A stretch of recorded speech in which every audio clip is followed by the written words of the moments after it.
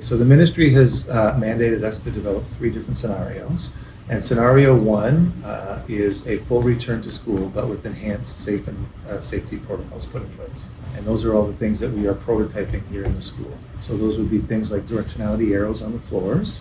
Because we're stenciling on the ground here spots for people to stand, because we're controlling access into the school to make sure that everyone is kept safe and that we respect the physical distancing requirements.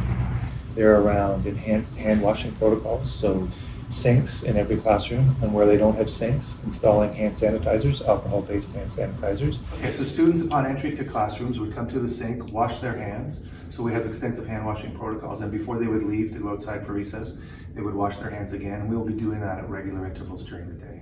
So schools that don't have a ton of sinks in their classrooms, we are going to be installing either hand sanitizers or these portable hand washing stations to make sure that we have, upon entry and exit of the school, that we have an opportunity for kids to clean their hands.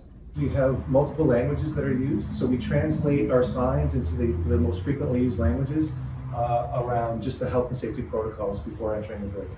We're in the main office of Eagle Heights Public School, and one of the things you've noticed is that we've installed plexiglass in all of our offices to keep our staff safe, so that when families come and visit the office or students visit the office, they'll be behind plexiglass, and they'll also be standing on these pre-assigned stickers that, once again, you see are in multiple languages depending on the populations of the school.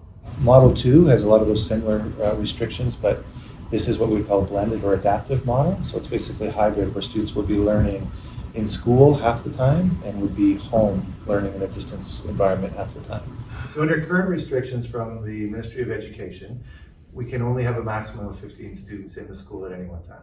So students will be divided into either cohort A or cohort B and attend on alternate days. If you're in cohort A, this will be your desk and assigned seating, and no one will be beside you. When students come on cohort B, this will be your seat, and no one will be beside you, and we won't be sharing that as well. So we're making sure that we're honoring the cohorting and the physical distancing requirements. And then the third model is the distance learning model, which we've done for the last 4 months, but with enhanced teacher-student contact. We've surveyed our community to hear what worked well from the parent-student perspective and the staff perspective. And so we have a couple of platforms that all teachers will be on, and we're going to have more what they call synchronous learning, which is live time interaction between students and teachers.